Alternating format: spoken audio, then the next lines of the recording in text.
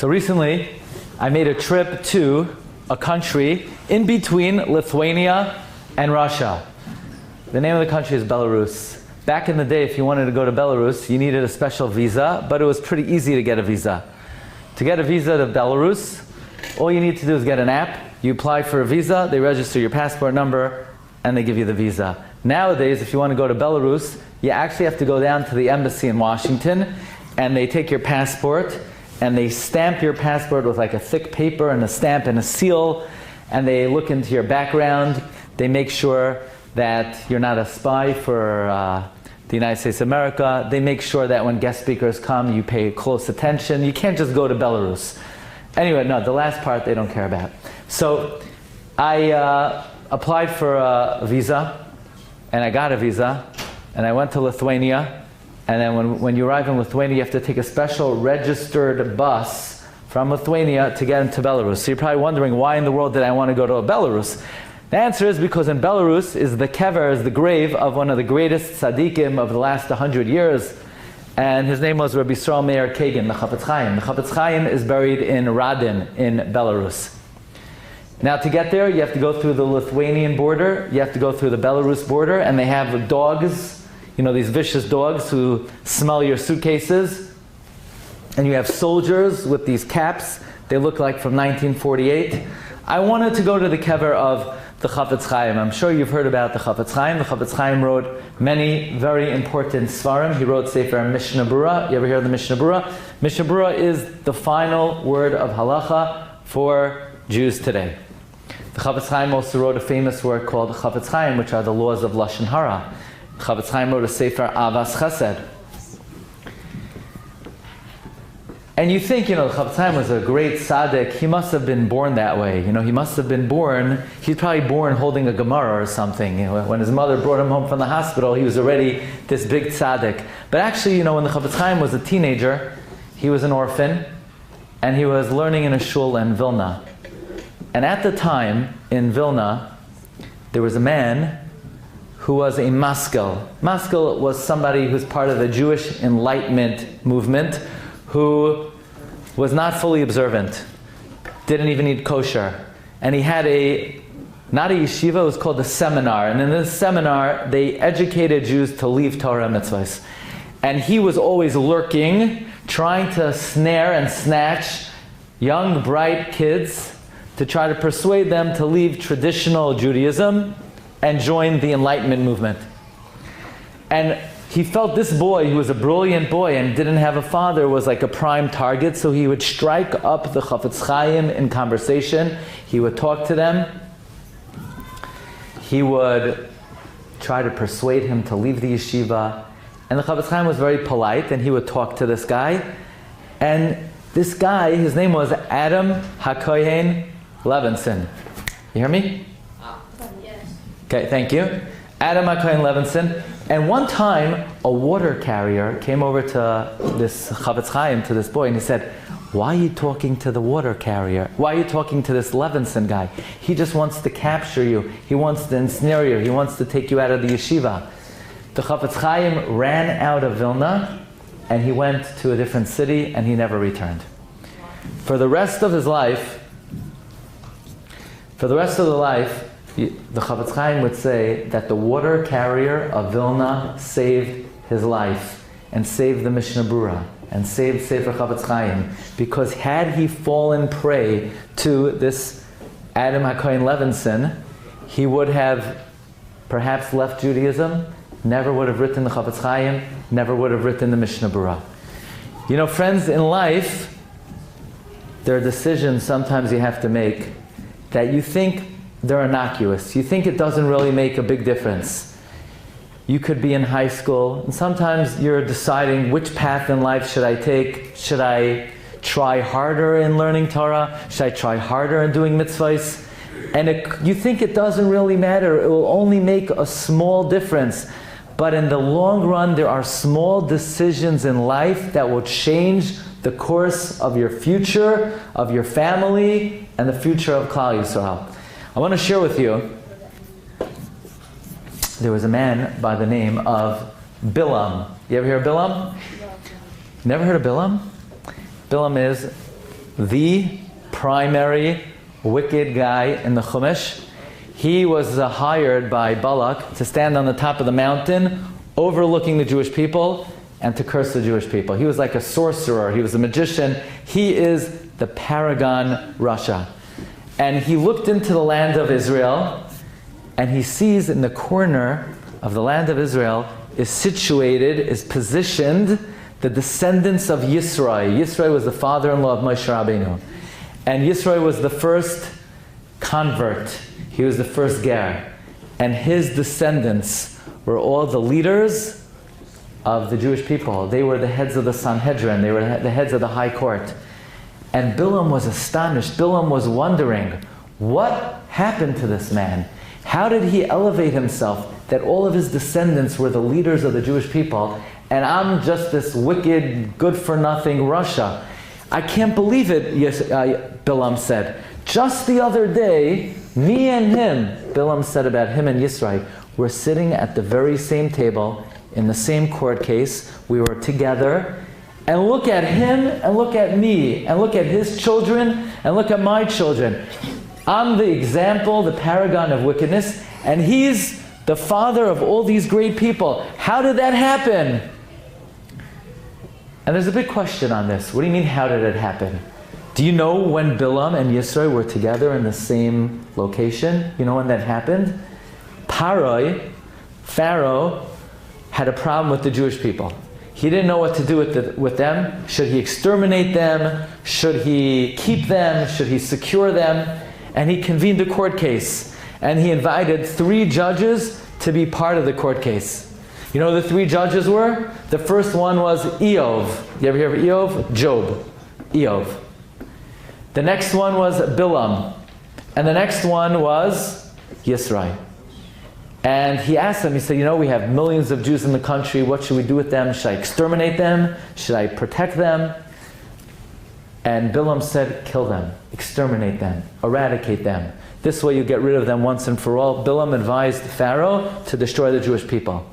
And Yisro spoke up. He said, no, don't touch them. Anyone who harms the Jewish people will have severe repercussions. God will destroy you if you touch the Jewish people. So there was this debate that broke out between Balaam and Yisro, and Eov sat there and he was completely silent.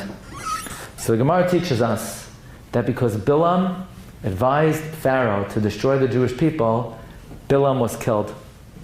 And because Yisro advised Pharaoh to protect the Jewish people, Yisro and all of his descendants were righteous Torah scholars. And because Eov was silent and he didn't speak up, Eov was punished with great afflictions. So what exactly was Balaam wondering about? Balaam said, I can't understand it. How is it that I'm this wicked guy and my children are all wicked, and this guy Yisro, he's righteous and all his children are righteous? What do you mean, how did it happen? Because Balaam made the wrong decision. He advised Pharaoh to eradicate the Jewish people, and Yisro made the right decision. What exactly couldn't Balaam figure out? It's simple. Balaam chose evil, Yisro chose good. The answer is very important. The answer is what Balaam didn't understand was he was sitting at the same speech next to Yisro. And they each one were thinking, how should I behave? How should I act? What should I tell Pharaoh? It probably dawned on Yisro, maybe I should tell Pharaoh to eradicate the Jews, then he'll elevate me, he'll promote me. And it dawned on Balaam, maybe I should make the right decision and tell Pharaoh to protect the Jewish people. But in the final moment, Balaam chose wickedness and Yisro chose goodness. But what Balaam couldn't understand was they were both in life in the very same spot. They were on the same level. They were sitting next to each other in yeshiva. How could it be that from one decision in life, Balaam was plummeted to the depths of wickedness and Yisro was propelled to greatness? And what he learned from this was that there are turning points in our life, that we always have to make a certain decision. And that decision could reverberate until the end of time.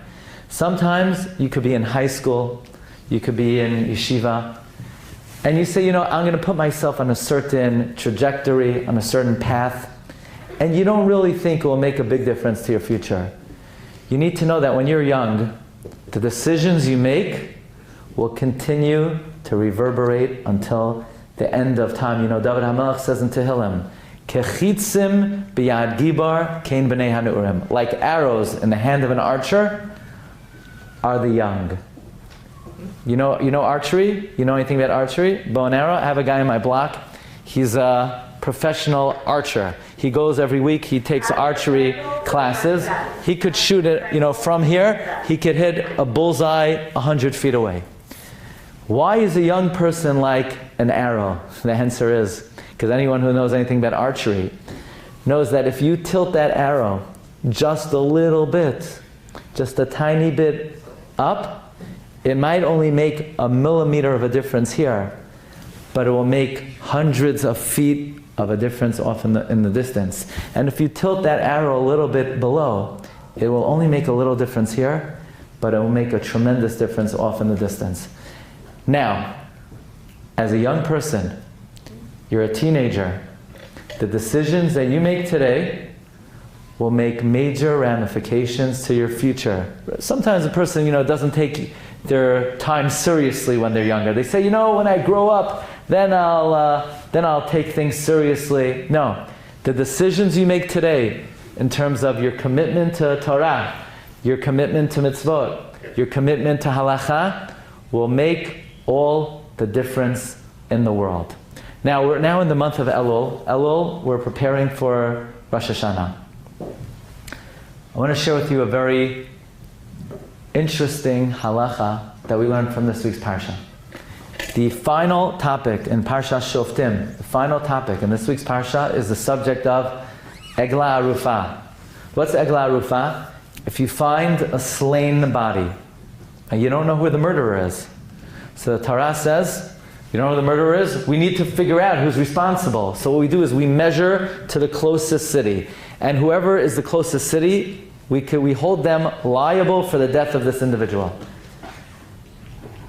And Torah writes that once we measure the body, how far he is from the closest city, the court of that city, the Bezdin of that city, comes and literally washes their hand and says, we're not responsible for this guy. It's not our fault. He didn't come to our house and we didn't let him go without accompanying him. Which is a very interesting halacha. The halacha is one of the most important mitzvot in the Torah is hachnasat orchim, inviting guests. There are many forms of kindness. There are many forms of kindness that a person could do. You could lend money to somebody in need. You could visit the sick.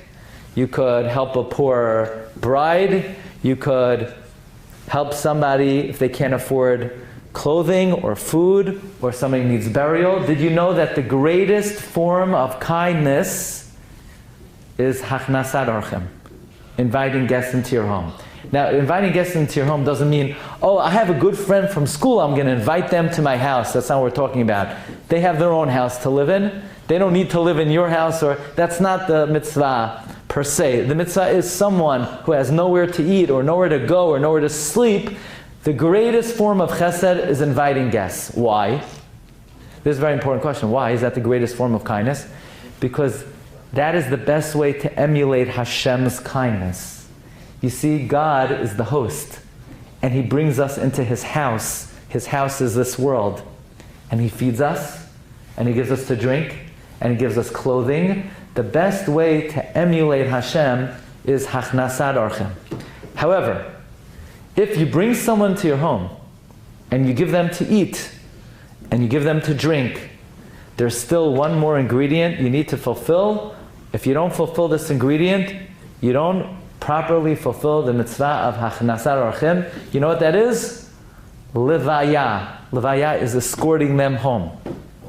Meaning, you gave them a good meal. You gave them pizza. You gave them a steak. You gave them to drink. You gave them a nice drink.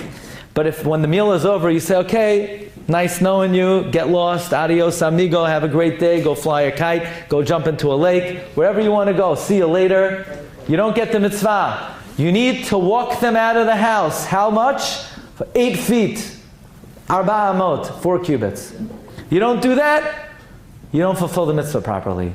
So you have to take the person, walk them out of the house. Mitzvah of levaya. If you walk them out of the house, they will be protected on their way home. If you don't walk them out of the house, they may be in danger on the way home. Why? You never know, maybe they have to walk through, where's the dangerous neighborhood here? Downtown? What? Crenshaw. Downtown. We're going to downtown today, okay?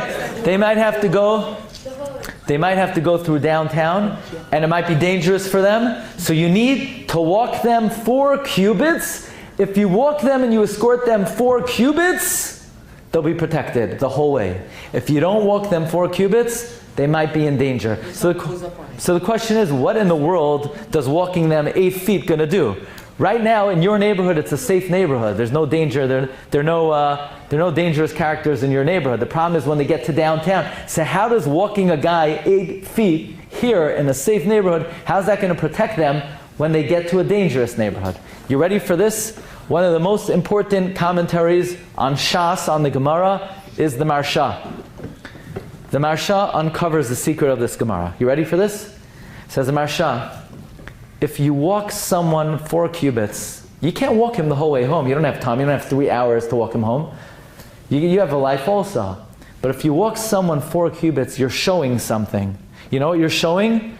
You're showing you want the person to be protected.